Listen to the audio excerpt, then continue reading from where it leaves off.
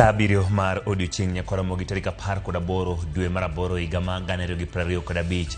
Piny otimo ng'ich kamoro amora, koth chwe gwenge mopogore opogore odiochieng' ma kawuono. Gweng' ma intiere chal nadi? Koth chwe oula kaachiel kod luoch bende oko kama intie nyalo go koda mbaka nyakorom gajwang' wantiere kod mathoth moikoni chenro mar migago. Kata kamano magi weche maomiyo pek. The same way Raila Odinga can stand here and tell you we must stop the wrongs, I have also said that I am ready to pay whatever price to make this country change. Romo kelo kanyakla jod bura mag UDA gi ODM kawacha soya mitudogo jod bura bende en achiel kuom gigo ma olosie. Thieth pod orochore kuonde thieth Migori kalure gi ng'anyo mar nurses madhi nyime. Ikitokea tutakuwa pale haraka iwezekanavyo kama serikali kuhakikisha kwamba we mitigate the effect of funding. Ten migao mochung'ne tije piny owacho Geoffrey Ruku ogolo milome madwaro ikruok ne jodak mantie gwenge ma igeno ni biro bedo gi oula e kindeni.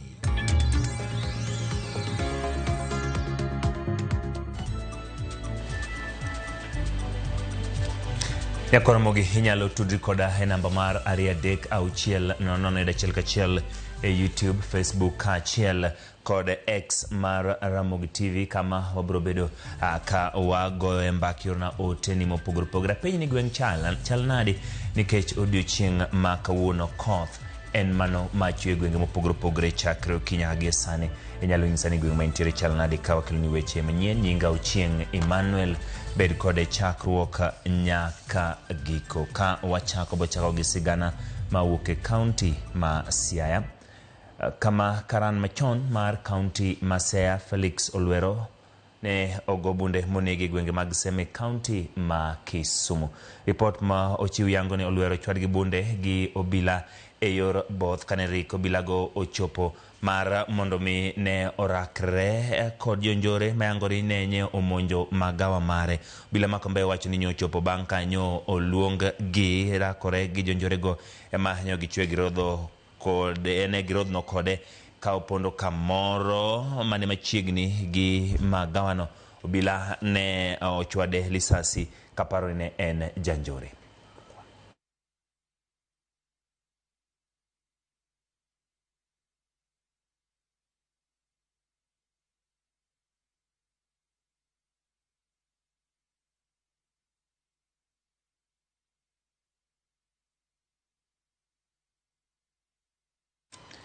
Watimo mosmano weche motenore kod karan machon mar Siaya. Wadhi nyime. Jod bura mag ODM kod mag UDA bagoromo ma kanyakla kar dak makane ne bura Nairobi, kama gitwake weche mamulo kanyakla margi kod winjruok e kindgi to kod weche mamulo telo ma piny Kenya. Achiel kuom weche magiloso en wach ma nyocho wache gi jatend piny ni nitie jod bura ma kwayo soya kokale komiti magi. Jatend piny William Ruto kod ogai mar ODM Raila Amolo Odinga otelo ne romo makama. And we have the historic opportunity to make this country what we have always wanted it to be, but it has not been. As I have said, the same way Raila Odinga can stand here and tell you we must stop the wrongs, I have also said that I am ready to pay whatever price to make this country change. We must change this nation. And we can do it. Look, housing was part of our conversation for the last 30 years. Yes, we've always talked about housing and how important it is and how it is going to create jobs, how it is going to stop land fragmentation, how it's going to allow us to produce, to save land that is meant for food, how we are going to have decent housing, how we are going to reduce on slums, how we are going to have decent livelihoods. We've always said that. In that call for unity, we have seen, as Honorable Juneta said, and Honorable Aaron Cheruyot, a lot of synergies, not just in the two houses, I believe, in both the Senate and the National Assembly, but a lot of synergy even within the executive with coming into government of many of our colleagues from ODM, and we particularly note the efforts of the Honorable John Mbadi, who is here, and I don't say it because he's a former member of parliament, but him and the Honorable Aden Duale and others who came from parliament have really worked very well with these members, not just to foster unity amongst us, but also to advance the government agenda in the broad-based government, and we appreciate their contribution to the nation and to making our work easier. Maduong riwruok ma jochiw thieth nurses manoseth Panyako seyo piny owacho kaunti ma Migori kotele kod gavana Ochila Yako kuom tiyo kod moko kuom jonjore bogo nurses mosebedo kadhiro mondo mi ochop kare winjruok margi CBA ma higa mag 2017 e kinde ni ma jochiw thieth e counties 10 dhi nyime gi ng'anyo. Kanlose kar thieth ma Kakamega Referral en kaachiel kod jotelo mamoko e kaunti ma Kakamega. Panyako wacho ni jochiw thieth go e kaunti ma Migori biro dok e tich kosemigi barupe mamedo gi lemo kendo medgi osara e kin ng'ur mamoko. Bende kwa piny owacho mag counties mondo kop ka kaunti ma Makueni, Kakamega, Kitui kod Marsabit osebedo ka chwalo chendo maggi kod nurses gi kaka gisebedo kod twak kendo chopo kare moko kuom dwachgi. County, we agreed with we issued a strike notice that was to start on 8th of August this month. But then the government engaged us, the county government of Kakamega engaged us as early as possible so that we didn't now go on strike because we discussed most of the issues that we had raised and agreed on how they will be implemented. We issued a strike notice demanding that we wanted our 2017 return to work formula to be implemented by all county governments and state corporations. And I want to thank those county governments that are not seeing what other counties are doing. I want to thank Kisumu. Professor Nyang' Nyong'o intervened himself and they had an agreement and the strike ended. So this is the way to go. But I want to tell Migori County government that they will not resolve workers' issue by involving goons, where they hired goons to go and hijack my branch officials when they're issuing a press statement, lock them in a hotel, and try to force them to call off the strike. Jatend migao mochung'ne tije piny owacho Geoffrey Ruku ogolo siem ne jodak mantie gweng' ma igeno ni biro bedo gi oula kod pi mamwomore kaluwore gi koth mapek machwe kokonyo gibed motang' e kinde ni. Okwayo jogo modak e geng aora Matana, Nzoia kod Nyando mondo bed motang' kendo dar odhi kuonde moting'ore gi malo. Kine obad migao mochung'ne koro chal ma kor lwasi to lando ni koth mapek biro ne kuonde mopogore opogore pacho ka. Ruku wacho ni piny owacho osketo kenge kaachiel kod chenro mag kedo gi weche ma apoya ma biro konye kedo kod oulago.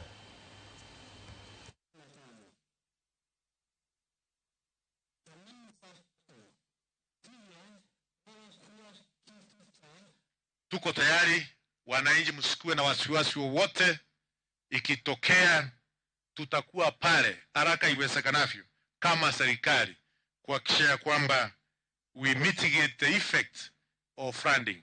Na tunaomba the county commissioners, the deputy county commissioners na viongozi wote wale wako katika maeneo yale ambao tunajua inafurika mara kwa mara katika taifa letu la Kenya wakuwe macho, ikifanyika wayatoe habari kwa serikali ili the State Department of Special Program tukue tayari kuhakikisha kuna Mkenya yoyote ataadhirika zaidi na mafuriko.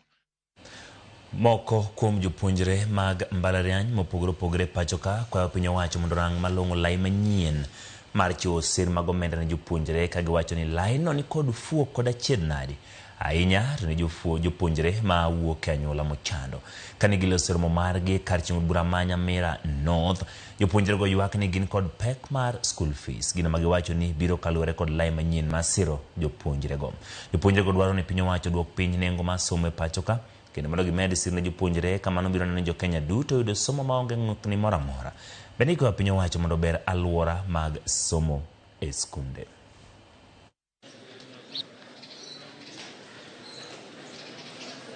The funding model that is being used right now, it has a lot of problems.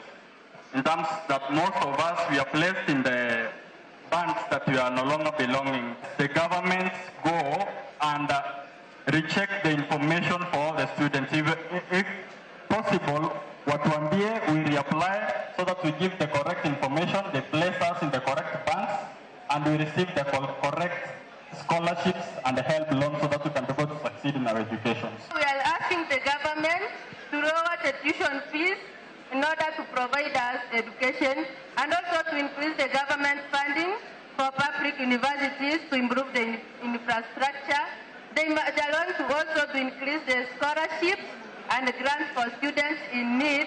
We are going to ask the government to include student representatives in the education policy discussions and decision making.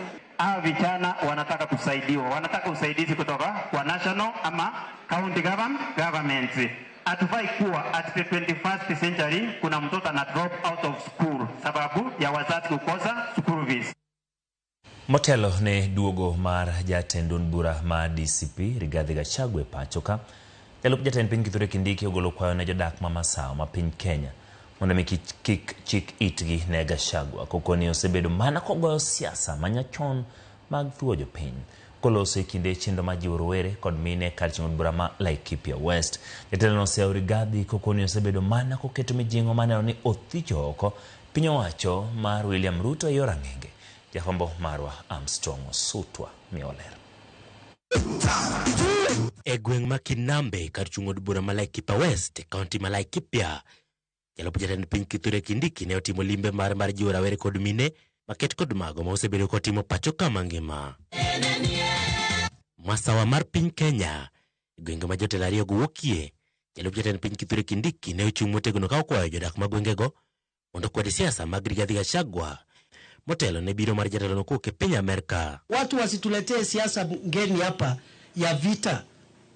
Sisi zote ni jamii moja, ni taifa moja, tukae kwa amani, tushindane mambo ya siasa, mwenye atapata tumsupport, mwenye atakosa angoje, Mungu atamsaidia siku nyingine. Kindiki oseyo Gachagua kumsia otulo kod kethruok mag mwandu mane one bombe ma Masawa mar piny Kenya ka wacho ni jatelo no ningo som siasa kum jotelo machon kama oting'o Mwai Kibaki kod Jomo Kenyatta ma jatelo no wacho ni duto ne oidhe ngas mag siasa katiyo kod yore mopogore kod tulo e yudo konyruok ne piny Kenya. Lakini sio kujilazimisha kwa nguvu na vita na kuleta mvurugano wa wananchi wenyewe kwa wenyewe ati mrengo huu mrengo ule, kwani siasa ni uadui. And I want to say we will not allow people who want to assume power through violence and terrorizing citizens. Kowe winjore kod kuo mag dhok mosekela chiedhe nade ne jodak e tong' ma Laikipia. Kindiko yango ni sirikal oseketo kenge kama oting'o gero sikunde mamoko e gwengego. Tok jolweny ma KDF ne otieko kungo sikunde 10 kendo jopuonjre nodok e sikundego. Si usalama ukiwa mzuri tunakuwa tu tabu. Wala wanasema sijui nini, hawatuambii sababu. Kwa sababu sisi tunajua kulikuwa na shida ya usalama, sasa imesuluhishwa. Tunajua mashule yetu ilikuwa imeharibika, sasa inajengwa. Hiyo ndio tunaita tuta. Armstrong Osutwa, Ramogi TV. Wadhi Migori, chendo mag thieth pod rochore thoth kuonde thieth e kaunti no. Kaluwore kod ng'anyo mar nurses madhi nyime, nurses ywagore ma piny owacho wa Migori chopo winjruok moting'o choro gi malo e ngas mag tich rem medo gi osara e kind mamoko. Jojuma nigi ler. E ndalo aboro ka chendego mag thieth rochore e kuonde thieth mopogore opogore e kaunti ma Migori kaluwore kod ng'anyo mar nurses madhi nyime e kaunti ni. Thoth nurses nitiere pacho ka gisayo tend kaunti ma Migori kuom rem chopo dwaro margi. Ten nurses ma otele kod jagoro margi Ezekiel Mbira kaachiel kod jakom margi Harrison Wendo wach ni moko kuom gigo eko momiyo gidhi e ng'anyo gin moting'ore mar kaunti ma Migori keto e tim winjruok mane obedo e kind nurses kaachiel kod piny owacho higa mag 2017. Waluongo ni return to work formula mano bedo signed 2017. Return to work formula ni nitiere gi weche maluwore gi meto mar osara. Kendo achiel kendo e weche ma omiyo nurses osebedo ka dhi e ng'anyo Migori County ka en koso bedo go office mar director mar nursing services. Nursing services gi nurses te duto te mantie iye en oganda maduong'. Ni ok en jok madang' bede bwo jatelo machielo, en nyaka bed gi jatende mawinje. En gomo moyangi kaluwore go kenge mwasedhi duto te. Migori nurses wakwayo ni beduru dala nyaka chieng' moro wanyisu ni uduoge tich. Wendo wach ni kata mano sara mane omedi kod piny owacho, ten kaunti ma Migori pok okete tim nyaka sani. Nitiere msara mane sirikal mar Ruto omedo jotich. Tinwang'o ni jo Migori otamore keto pesa ni e osara mar jotich. Tendruok man Nases kaunti ma Migori wacho ne nitiere Nases maromo 500 ma osekwamo e ngas achiel mar tich kuom higni buora, ka giwacho ni ten kaunti ma Migori osebedo mana katero gi koni kod kocha e weche medo gi ngas mar tich. Motion and redesignation. Nyaka sani county government ma Migori nosenyisowa ni gisechwalo barupe ji mar Nases 518. Jogo duto mosebudho kapok oyudo promotion e kinde malach, to kinde gi ng'enyne en higa 4 kadhi mbele. Nases gima wane gisebedo kod buche mathoth kod ten kaunti ma Migori to ngoleo malong'o ma buche gi koro osenyuolo oramo ne ng'anyo margi biro dhi nyime nyaka chieng' ten kaunti ma Migori winj ywak margi. Giwach ni onge bwok moro amora mabiro tamo gi dhi nyime kod ng'anyo margi ka gimanyo ratichgi. Gigi kok giwinjo to mondo Nases odoge tich ok nyal bedo mayot. Nyaka sani pod wachung' ni nyaka sirikal winjre kodwa e wechwagi, ma kok giwinjore to pod Nases nigi thuolo mar dhi mbele gi ng'anyo. Nyaka sani pok wawinjo yo moro makare kaluwore gi duoko manego bed ni watero ne Nases. En ng'anyo manolandi kokalo dwe mar 5 tarik 29. Tend kaunti ma Migori kawo kal kuma pis ma director mochung' ne wechego mag tudruok Walter Guda olero ni tend kaunti ma Migori dhi nyime kod manyo yore matieko ng'anyo mar Nases. George Juma, Ramogi TV, Migori. Akora mogi tok wuok e kaunti Migori kutenore kod weche mag ng'anyo mag Nases ma bende gidhiro go mondo miyo migi moko kuom gigo mane kete winjruok higa ma 2017 mano CBA wakawo yweyowa mokwongo. Kik idhi mabor, pod wantiere kod mathoth e chenro mar Migago.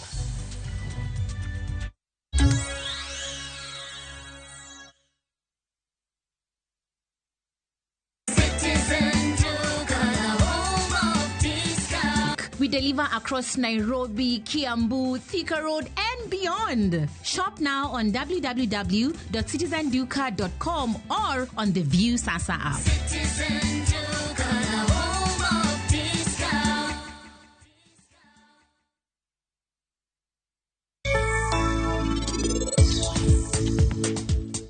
Anatemo wacho ni kachako tiyo bachako bedo modich, ino kibinjo marach. Problem? Mana gi obro maber ahinya kuoma. Raj ngeni kawuono ndego leo nikech yamo ng'eny ahinya. Ori pakao mama na station saa 5 wang'e. Kare, we adhi monda kawe. Mano ber. Mama an nyinga Sanjo. Niti noseorona picha mari. Adier? To mabiro e toki kanyo, mano osiep niti machakre chon.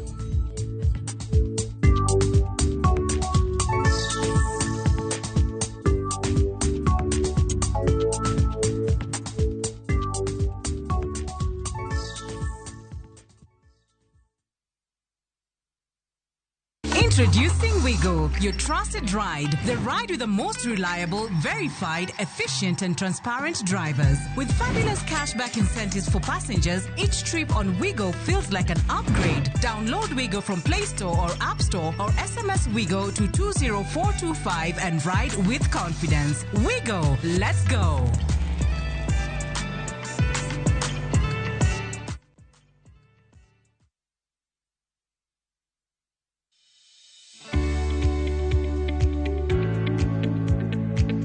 Kod yo makare marito cham. Tigi yath makare manyalo rito cham kaka Skana Super mondo rit cham kuom thuth ketho cham kuom kinde malach. Luri kiki pimo kata rapimo winjore mondo ibed gi rito maber. Tigi grams 50 kende mar Skana Super kuom guna kilo 90 kata gorgor 40 mar cham mondo ine ni rito cham e yo makare kendo kuom kinde malach. E in japur mag kothe kaka bando, isebedo kiyudo lal machiegni gi nus mar chambi nikech kute kaka thuth kata mong'ere kaka osama, ere tiende gimed ketho chambi. Tigi Skana Super ma en arita makare mar geng'o kute e idechi. Skana Super, kinga kamili kwa nafaka, a product of Osho Chemical Limited.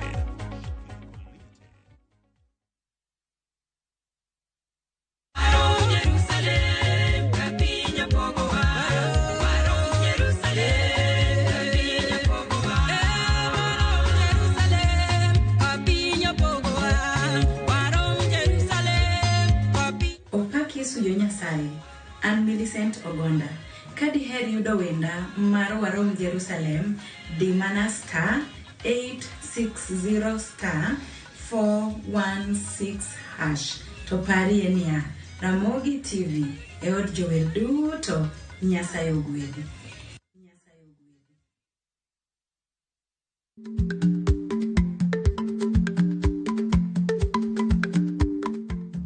Icha gweno to icha ogwang'. Matiende ni, kapok ing'ado bura ewi wach moro amora, kuong inon ng'ama rach.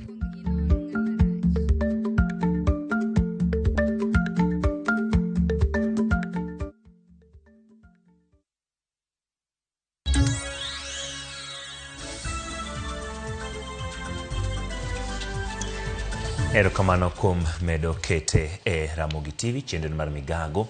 Masira mag apaya medo kelo wich bar ne piny Kenya. Katho gi hinyruok bende medo nyora nyola mathoth. To sekta mar obila nikod ting' mane duoko piny kwan tho manenre e wang' apaya magwa. Jafwambo mar Walter Nyambaga nobedo gi twak gi jatend obila mar traffic marango chike mag apaya kendo miyo pach jatelono. Tarik 8 mar dwe mar 8 mar higani, nyamburko mane oting'o jok mane owuok e liel mane ochwe ngunyore piny apaya ma Kisumu Kakamega kendo nego ji 25 monywando nyaka nyathi matin kendo ji mamoko ne oyudo hinyruok. Mana dweni mar 8 tarik 7 mar higani, gach okolo ne orado kod bas mar kambi mar lolo modhe Kenya Pipeline Company mana machiegni kod Naivasha County ma Nakuru kendo kelo lal mar ngima mar ji 4 kod hinyruok mar ji mathoth. Kamago mana moko kuom ripode ma osewuok machiegni ni. Nonro matinende ma ochiw kod migawo mar wuoth tarik 11 mar dweni oyango ni chakre dwe mar 1 nyaka tarik 10 mar dweni ji 2,933 osetho e masira mag apaya e pacho ka mangima. E wi kwanno, ji 80 nyocha otho e kind tarik 7 nyaka tarik 10 mar dweni. Bad migawo mar obila en achiel kuom bede migepe mosebedo ka isundo mar jiwo ritruok makare ndara kod neno ni chike mag apaya oluw. They are creating awareness. Kuloso kod Ramogi TV, kamanda mar obila mar ndara kod weche mag ndara Dr. Fred Ochieng wapenjo gino makelo masira e apaya. Gigi to timre samoro ni kuwuok kuom makosa ma dhano. Kuom makosa ma dhano go, gin dhano matiyo kod ndara. Koro kila ng'ato nitie kod kaka omiyo masira timre. Koro samoro kwachako kod mar derepe, joma riembo gari. Samoro iyudo ka ng'ato riembo mtoka to sekta madho kong'o. To riembo mtoka speed mamalo mohingo kaka idwaro ni mondo oringie kode. Derepe be samoro oriembo mtoka ko ol. Iyudo kata koa kata Nairobi nyaka dala. To kendo chopo Siaya kucha, to kendo dwaro riembo mtoka ni kuduogo. Joma bende riembo mtoka moko yien mondo riemb. Embaka wachiwo ranyisi kod apaya ma Mahiu joma mokalo masira ne ojuoko bas mar kambi mar Ena kod lori. Barabara koro kaka Mahiu no en barabara ma naro to kota koda hero. Koro wan kwaseyudo kama waneno ni barabara ni kama hamani rach nyalo kelo ajali. To wawuoyo kod wanyiso jo Kenha barabara ni mede uru kama hamani dwaro bump mondo control speed mar mtoka. Area mar Mahiu no gin bu program mare di kuro rango kuma barabara rachie, kuma barabara naro ahinya, gineno kaka ginyalo bedo widen. Ewi masira manyocho timore roundabout ma Coptic Kisumu, apaya ma Kisumu kod Kakamega, jatend obila no chiwe paro mane. Samoro nitie ma ndara mtoka ringe okolos maber. Ama alama mag barabara manyiso dereva ni kuma hama kuri chiegni chopo kuma wanyo gwandre ama ichiegni chopo kuma nitie bugo dhi mos. Koro iyudo ka samoro ka ena wang'iyo ma en olosa ena lam hamano to onge gik manyiso dereba ni koro dhi mos, koro dhi matek. Kutende kod rang'o king'wech kod geche mowinjore oti kod ndara ere kaka obila kod tendgi keto e tim chike matayo joriembo. Nyalo yudo ka nitie kata crackdown mar mine mar mtokni, tiyudo ka jo NTSA timo margi, polis timo margi, to gina karachiel. Polis uyiene chungo mtoka, kendo mtoka bende kuyiene kalo kuchunge kod polis kani uniform, koro chungo nigi, to kose chungo nigi to gini magikagua to neno mtoka ni en mechanically sound ama en kod defect. Bas kose yudo en kod makosa to koro wacho okay en kod makosa o koro bila kawe to tere station. Oyango ni midhiero ma pod okwako tieko mibadhi e ndara en ni derepe lombo obila kod mit bilie nikech ginie ketho. Kata kamano okoni duol mar NTSA to kod mano makedo kod mibadhi sani tiyo kanyakla mar neno ni gitieko mibadhi mag apaya. Ng'ato nigi kum mare owuon. Koro watemo mondo joriemb mtokni mondo owe tabia giwe tabia mar golo pesa. Nikech samoro ing'eno kata ka podi kata makosa mare pod ok onyisi makosa mare nang'o to en owuon mosegolo pesa ni askari. Wan kod mipango moro be sani mar loso signboards mwaketi di ndano to signboard non kanyo to ondikie namba mara yamo neno ka askari wakao pesa kuom dereba to nyalo go simu to namba mar simu ka kanyo kogo to biro nwa. To ere kaka tudruok e kind obila mag ndara kowuok piny e ndara nyaka jodito manie apisi ma ok weche oruore. Wan kod daraja mag madaraka mwaluongo ni chains of command in the Kingereza. Koro wach mo apiny wuok kuom ng'ama piny e ground chande gimotimre ndara kacha. To ko report ni ng'at maduong' ni moluwo to ng'at maduong' sa report kabiro to bira hamano ema chopo nyaka kuoma bende ko kuoma to dhi nyaka Deputy Inspector General. Deputy Inspector General to the Inspector General. Kutende kod dhungruok mag geche apaya kaka Maero kochomo Kisumu to kod bombe mamoko gitemo mar tieko midhiero kaka mago. An kod joga motelo ki every region to wasewuotho buan giseng'iyo kila barabara magindiko barabara ang'o marachi barabara ni kaka ta barabara samoro en bara kaka area maro mara Ahero chande onyalo chone en flat land. Koro nyaro do kandara no en flat kuma bor sana ma ka ng'ato chako riembo mtoka speed mamalo dhi mabor kapok odok piny. Koro kuonde go mwaneno ka warango to ka ng'ato keto speed to bodhi atua malach kapok odok piny to onyalo timo ajali. Oyango kuonde ma masira kochie kaka Black Spot to kod Rageng moketi gi sani. Wasewuotho buan giseng'iyo kila barabara magindiko barabara ang'o marachi barabara ni. E kinde moko obila kod jopiny chwer rakore machwer rodho obila kikologi oko kamineme matatu. En kod wach mane wi wachno. No, what I would advise members of the public, because officers when they are out there working for the government, they are the symbol and authority from the government. So if you fight him back, it is as if you are fighting back the government which is supposed to protect you. So I would advise members of the public that if they happen to see anything that has been done wrong by such an officer, they report such cases. Ochieng ogolo siem ne obila masieko kod tim mar keto kuonde mag menyo geche ma ok opwodhi kaka roadblocks. Wan kod roadblocks magaseted mong'e ma oket piny mani e roadblock. Koro kendo county commander in kila county emochung' roadblocks. Ma roadblock ma ng'ato keto to en roadblock moyien bedo gazetted to ka ng'ato dwa keto tikwayo rusa kuom county police commander. To sama kwayo rusa kuom county police commander nyaka onyis county police commander gimomiyo odwa keto roadblock no kanyo to bro kete saa adi nyaka saa ati. Penjo bende nyiedhore kata kopo ni obila olo kod jo apiko kata jo bodaboda kanyakla kod jo tuk-tuk ma wengegi okolo kudho e ndara kendo ok lure kod chike mag apaya e boma. Jogi kotamu wang' polis. En mana ni polis ondik kod sirikal mondo rit raia. Koro ok inyal gori kod raia mirito. Koro gima timo en ni ka waneno ni luyo mahamae biro kelo lweny kindwa kod raia mwarito, to warango yo machielo. Wapenjo ni to ere tudruok e kind jopiny to kod jogo matiyo kod apaya kata kit puonj mobila chiwo mar konyo e keyo rieko mag jogo matiyo kod ndara maber. Mane minje kowacho ni samoro bet kod wananchi piny pimo kod wach ber. To nikech samoro gik bilago timre uoko kucha to joma dongo koro kaka yudo ofisini kia. Walter Nyambaga, Ramogi TV.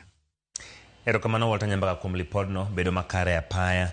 Nyakwana mogi lipot mano sikili motelo kanyo na nyisi ni jod bura mag ODM kod mag UDA obagro makanyakle kardak makane ni bori Nairobi. Gitwake weche mopogore opogore mathoth omiyo achiel kachiel adona tudre kanyo kod Walter Nyambaga mondo mi omiwa ler ka entiere Karen e kardak makaren kama weche bendi losie kanyo tingo nyaka wach manyocho wach jatend piny nitie jod bura moko ma kwayo asoya. Komiti magi jatend piny Kenya William Ruto gai mar ODM Raila Amolo Odinga ntiere kanyo. Walter erokamano kuom yudo thuolo mar go kod mbaka chindo mar migago piny ng'ich. Ibiro nyiso ni kama entie chalnade aitimi waler e wi romo mar ODM to kod UDA nyaka sani ginang'o mosetwagi e romono. Erakano chingi Manuel ang'e ni kata in bende yango ni piny ng'ich minyalo mana pim kod guok. Kata kamano chenro mane okelo kanyakla jotelo mawuok e duond bura mar ODM kanyakla kod duond bura mar UDA e bwo tend piny owacho mar Kenya Kwanza giko. Weche monyiedhore maduong' ma seche moko kamoko kuom jo od bura giludore nyowuoyo nikech koro duol makedo kod mibadhi pacho ka EACC to kod migawo mochung' ne weche mag timo nonro malach inyalo makgi e thuolo mora mora kwa sechegi magi kolure kod weche mowuok e dho jatend piny William Ruto koluwo ni moko kuom jo od bura komiti maggi osebedo ka yudo mit bilie kata soya maka kod kacha eka gikalo moko kuom weche mochwali e nyim komiti ni endi. Oluwo nitiere maromo milion 10 mano kal kata ochiw ne moko kuom jo od bura mondo mi kal paro mar chik makoro sani gi sechegi en chik mamulo weche mag go punda pacho ka endi kata luwo komenda manyaka chop sechegi endi moko kuom jo od bura go wacho ni ngang' ne ok ochopo e ofukgi mak mana ni moko kuom jo od bura to noyudo omenda no endo kendo lenyo godo dhoge. Kolendo kod mano tuo ni moko kuom kuonde ma bende mibadhi otimie newa kata mit bile gole okang' mamalo kendo chwer konyoso en od bura mar Senate kama chopo milion 150 ikwayo moko kuom jotend county kata governors kochopo nyim komiti go ahinya. Oluwo ni moko kuom jogo midwa ni mondo thichi oko kosechiwo golo omenda kata oponi ochopo kanyo kod mibadhi to gia ka koro giler ka pamba. Ogai mar ODM Raila Odinga ka lose kinde no bendo luwo ni moko kuom weche mag asoya gi endi ketho nying jo od bura kendo miyo gi nying mochido mokalo. Oluwo ni tend county koro winjo be ni menyo kod mana jokombe mag alensi kata MCS. Oluwo ni Senate onge kod chik kata chia mar biro menyo gi kalore kod kaka loch gwenge obet. Manya mana tim koponi ji obiro kanyakla kondo timo lokruoge ne katiba pacho kaendi. Jatend piny William Ruto puoyo mokalo kangono kan kod ogai mar ODM Raila Odinga mabiro kanyakla mondo mi gibedo kod sirikal mar manywanda manyaka chop seche gendi. Oluwo ni ongirore kendo tegno ni mar biro kanyakla biro miyo dongruok ochopi e gwenge. Loso maked kod mani koro dhi nyime mar keto e tim winjruok kata mana report mar NADCO makoro dhi chiwo thuolo mondo mi ketie tim moko kuom weche 10 mane nitiere iye. Mago mana ma wiye chieng' Manuel weche ng'eny to sache moko bendo bedo manok kachiel nyaka studio. To kapok aweyi be king'eyo ni piny owacho mar Kenya Kwanza kanyakla kod duond bura mar ODM kobiro kanyakla giluwo ni gidhi chopo kare singo mage. Raila jatend piny William Ruto wacho ni koponi Raila Odinga emanobedo jatend piny Kenya to moko kuom gik motimo gi sani do tim kod Raila Odinga mak mana ni kech Odinga biro kanyakla nyagi kaw ting' mar timo gi kanyakla bedo ni seche moko jo Kenya weye kata ok miye sirata malo miye wi miya ok osegoye kibaji kata matin nimar oyiero mar mondo mi obed ni ok oyangore kuom oganda mathoth to chopo gigo manowinjo bed ni osingo kare, nimar bedo ni ng'eri to seche moko pek mari e yor tich ni piny nyalo bedo matek mana ka kolik tiga piyo ka ng'iyo malo kata ka ng'iyo piny. Emmanuel Walter Nyambaga, kapok awei ni tiere, kapok awei mondo mi di Walter Nyambaga, an gi penjo achiel nikech ma kuom jod bura juma mokadho ne owacho ni jatend piny Kenya William Ruto wacho ni golo lolo mantiere wang' wato en owuon pod ok onene, wacho ni kit sigingi manitiere e wang'e kata mana kit inyalo wacho no siki mantiere wang'e. Be jod bura oyudo thuolo mar wacho dhogi koso twak ma kawuono nen mana ma jatend piny Kenya William Ruto kod ogai maduong' bura mar ODM Raila Amolo Odinga gin bende giyudo thuolo mar wacho korka korgi koso nok en kamano? Erokamano Chieng' Emmanuel, en penjo mabet kongirore ahinya, mak mana ni ng'ama oingi konyono kwesi mar mama ni to in bende ilokori ne mama ni to marang'o iteno kwesi ni kama bende waluwo imiyo koro toye. Onge ng'ato bedo thuolo mar mondo mi ogol pache kata duoko pache, mak mana ni maling'ling mwachoko en ni ne ginyiedhore kendo giwuok ka ging'ur ni marang'o owach ni gi weche machalo kod mano endo. Moko kuomgi wacho ni kane thicho mane en jatend piny machon Rigathi Gachagua mitibilie moko nochiedho gipenjo ni noa kuma nade to ngama nochiwe okwedo duoko mak mana ni mano wuok kuomgi. Kotende kod mano giluwo ni bende nitiere moko kuom gik mosebed ka idwaro ni mondo kal kod piny owacho to jokombe mag komiti go, mak mana ni jatend piny nobedo ma uyanga ahinya moyiero mowacho nitiere jok moko miluongo ni jokombe mag welfare. Tijgi gin ang'o? Ni tijgi man gin choka soya go endo kowuok kuom directors mag kembe mag riwruoge mag saga, jotend migepe machopo e nyim komiti go kanyakla kod board directors ma bende chopo e nyim komiti go mondo mi ndik report muling'ore. Mak mana luwo ni koro sani endi tok bi migi wich kuot tibi makgi mondo mi giduok penjo kaka achiel kuom yore mag kedo kod mibadhi. Mak mana ni moko kuom jood bura mwatemo loso godo to koyie loso e nyong'ong machiel kachiel ni endi, lakini gitemo lero ni wechego seche moko mieno moko kuomgi kendo miyo gi nying marach, mak mana ni ok giyie luongo nyinggi to ahinya komiti ma bende kore menyo motegno ahinya en mano mochung' ne weche mag rango weche mag chike kata jela pacho kaende. Emmanuel mogik kapok awei mondo mi koth kik goyi ahinya Walter, kapok awei mondo mi dhi en ni duond bura mar UDA nitie kod moko kuom jod bura mane osebalo, duond bura mar ODM bende nitiere gi moko kuom jodwa mosenyiso ni ok giyie kod riwruok ma dhi nyime e kind piny owacho kaachiel kod duond bura mar ODM itiyo kanyakla ni moko kuom gi ok tim makare. Inyalo yango na moko kuom jod bura manyalo bedo ni ok ochopo e romo odiechieng' ma kawuono ma bende osewuok e lela ka wacho ni gin ok giyie kod riwruok ma kama. Jagoro maduong' mar ODM Edwin Sifuna dhi bedo achiel kuom jood bura mochopo e romo maket kod mane, mak mana nyaka chop seche giendi wenge na ariyo mambalore gi pok nomake. Jaod bura ma Embakasi East Babu Owino e moko kuom jood bura mosebedo kochung' ka kwero sirikal ni kik tol chogo e kinde ma gweno ring'o, mak mana ni nyaka chop seche gi wenge ok omake.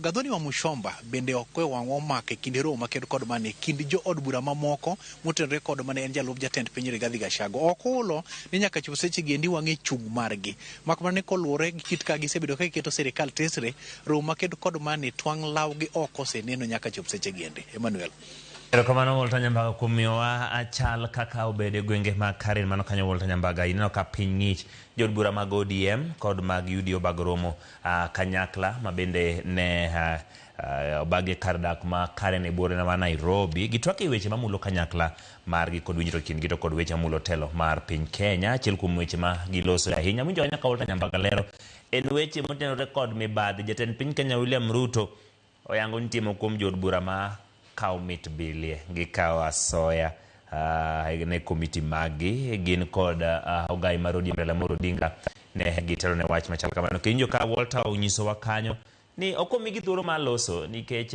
wacho ni wuon wache manitiere kendo koro ne en mana ma jatend piny kod ogai mar ODM Raila Amolo Odinga moko kuom giwuok kang'ur. Report machal kamano nyakwaro Mgadiwang' gi kukune kod fwambo mare makare boyudo kanyo e kinde mag otieno ibolosni kod Walter Nyambaga. Ka wadhi nyime, kwayo ibiro chwal ne riwruok matayo tuke adhula e pinje mag Afrika CAF mondo pap ma Kasarani ting' johera mag adhula 48,000 tok FKF gi piny owacho bago tugo man gi kwe odiochieng' manyoro. Mana jafwambo mar James Opondo lero sir ma jatend piny kaachiel kod johera mag adhula en okang' ma ineno kaka manyalo chwalo Harambee Stars nyaka e finals. Nicholas Musonye ma en jakom mar kamiti matayo tuke mag CHAN pacho ka ole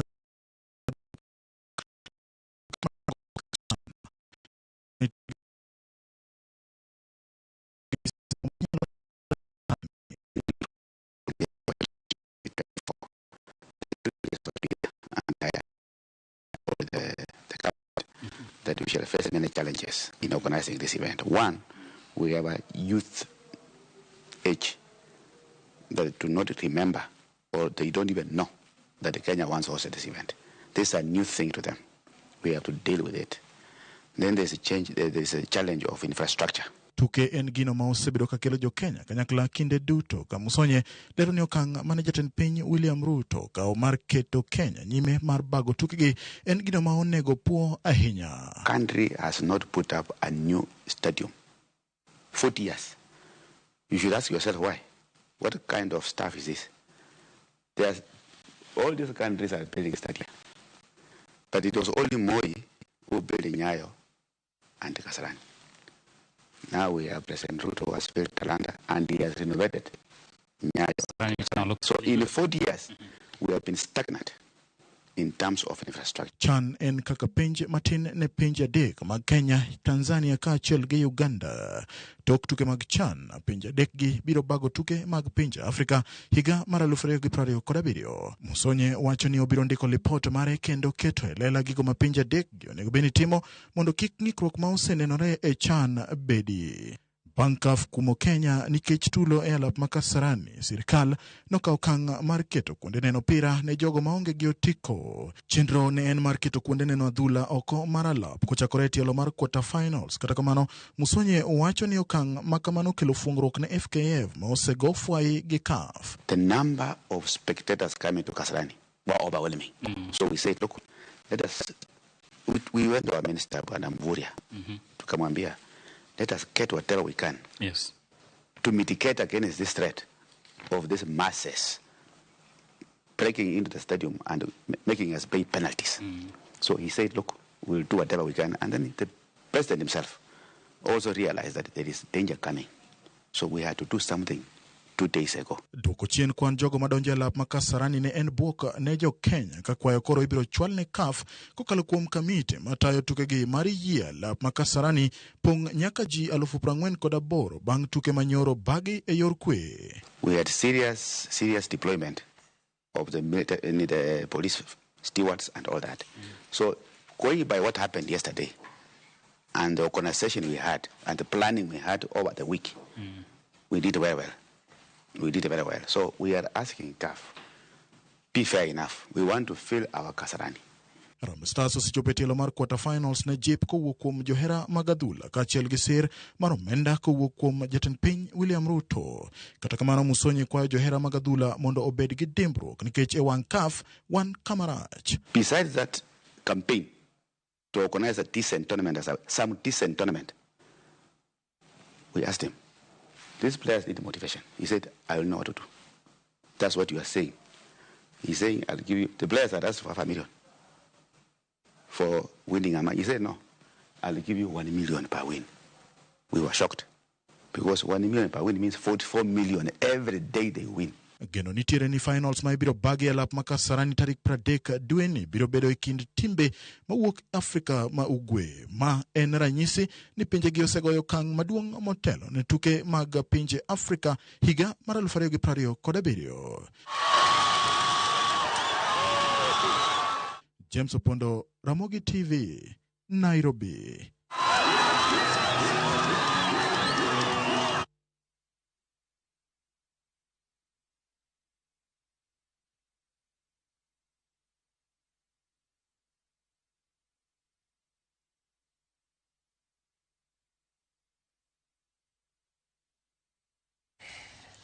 Puoch gi pak ne joera mag Harambee Stars odiochieng' manyoro nyiso makare ni wanyalo rito kata protect the game kaka nidwaro, kendo thothu ne ochopo kuonde mane oketi mondo mi oganda ne odhi one adhula gi pako piny Kenya. Kata bedo ni koth nye nyidho Kendo e kinde ma gol noloyo neno mor manyo kwako ji kuonde duto mane oketi mondo mine ne adhula. Wan gi geno ni CAF biro yie no mondo mi wadwa ne opira chieng' tich abich mano quarter finals wadhir team mar Harambee Stars ageto maro maduong' en chope finals kendo loyo CHAN mobagie Kenya, Tanzania kod Uganda. Kawadhi nyime jodak ma Kisumu East owuok oko kapo jatend piny William Ruto ewi gwelo Clarice Awuor Oganga kaka jakom manyien mar duol mar Kenya National Commission on Human Rights, duol mochung' ratiro mag oganda. Kagi loso gi jofwambo, oganda gonlo ni yiero ma jakom mamiyo kaka Clarice Awuor en gima gineno ka bende dhi kelo negi lokruok e mokum ratichgi ma bende osebed kirocho. Kendo Clarice dhi chung'ne motegno. Kata kamano bende giwacho ni magi duto timore nikech siasa mar piny owacho mamanyuando. Kendo koro yuma koro onge gini. Ng'ama ne paro ni eno yuma moro yuma onge. Wan bang' rais. Kendo kaka giwache kaka wadonje kaka watimo. 2027 wadwa nyisogi ni kamae kaka wayiero. Kendo yuma onge gini. Wang'eyo ni en jatich kendo dhi tiyonwa kaka mama. Wamor the appointment mare ma broad-based omiyowa ne broad-based ndani nyaka 2027. Okwadwar ni jomoko mondo odhiro mondo owuoge ber mwayudo sani ni. Miyo wan kaka jo Kisumu East, on behalf of jo chape mag Kisumu East, kakung'eni sani UDA gi ODM ni broad-based. I'm fully supporting broad-based government to the end.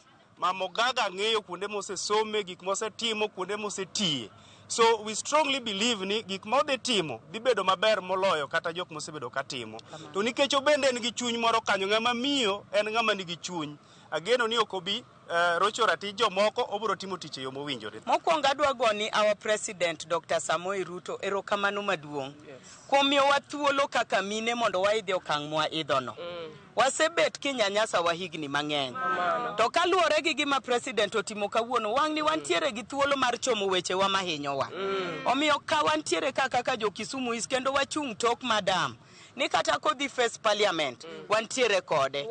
Mine gi chike gi nyaka sani koro lu. Jatend migawo mar arita Kipchumba Murkomen onyiso luoro ma medruok mar riwruoge mag njore masawa ma piny Kenya kaluwore kod timbe njore manoneni kinde ng'anyo mane one pacho ka. Murkomen ka loso e romo mar arita mong'ere kaka jukwaa la usalama e kaunti ma Kiambu kwa ten bad migawo mar doho mondo kaw ndawa mager ma chik ne achije mitudo kod njao arita e gwenge makono.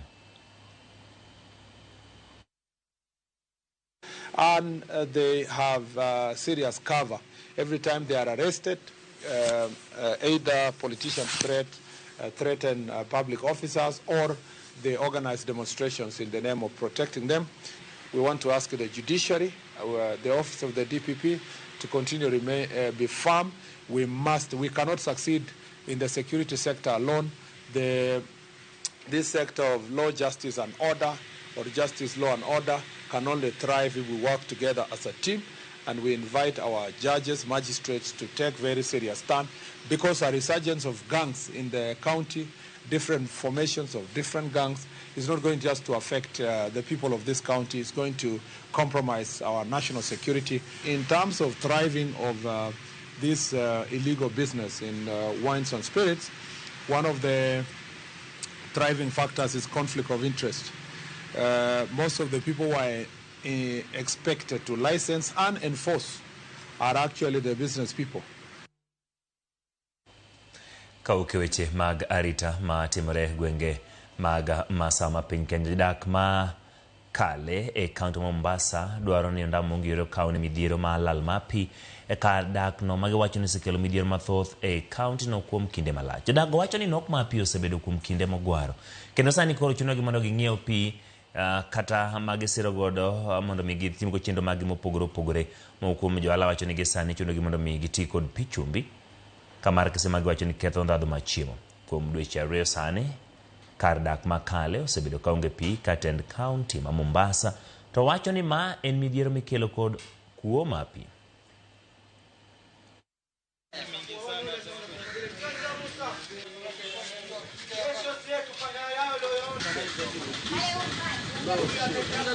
Maji yanakuja na yaonekani, yani upande wa Old Town anaenda kuuzika kwa watu binafsi, na watu wenyewe yani sahi kuuziwa geleni moja sahi ilikuwa mwanzo ni shilingi 10, sahi imekuwa ni shilingi 20, na ni maji tu ya kunywa. Hapa kwetu Old Town tuko na shida ya maji almost now 1 month and a half, hatuoni maji fresh, hayatoki maji ya serikali kabisa. Sasa sisi kama wakazi ama sisi kama wanati wa Old Town, haya maji yanatoka kwa bohol hapa kwetu ni maji ya bahari kabisa, hatuwezi kutumia. Lakini tumechoka na maji ya chumvi. Angalia hali hii, angalia hali ya mboga kwa maji ya chumvi. Nakwambia angalia hali ya mboga moja. Tumechoka, tunataka maji fresh jamaa. Tatizo hili kwa miaka nenda miaka rudi, mambo ni haya ya maji tu. Tatizo letu ni maji tu. Twashindwa sisi. Mombasa si Kenya, ama sisi tuntengwa vipi na tuna viongozi? Ukitaka maji pesa yako, kama sisi ambao hatuna pesa tupata tabu.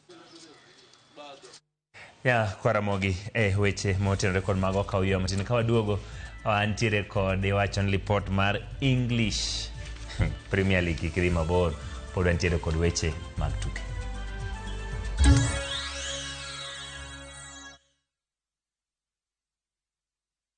Have you made plans for the August school holidays yet? Looking for the perfect family getaway to relax, unwind, and explore? Look no further. View Travel has you sorted with exciting international deals for the whole family. Fly off to Cape Town from just $1,190 per person sharing for 4 nights with return flights, hotel transfers, a full Cape Town city tour, half-day Winelands tour, and half-day Cape Point tour. Or unwind in Zanzibar from $1,259. Spend 4 magical nights enjoying the Spice Island tour, swimming with sea turtles at Baraka Aquarium, and sailing to Nemba Island. All with return flights and hotel accommodation included. Book now and pay later with Lipa Pole Pole. Visit viewtravel.com or WhatsApp 0703-254-254 today. View Travel. Dream, explore, discover. Bende isebedo gi siso mar ng'eyo gigo matimore alworani. Sama gari ofundo ji mang'eny koyudo hinyruok to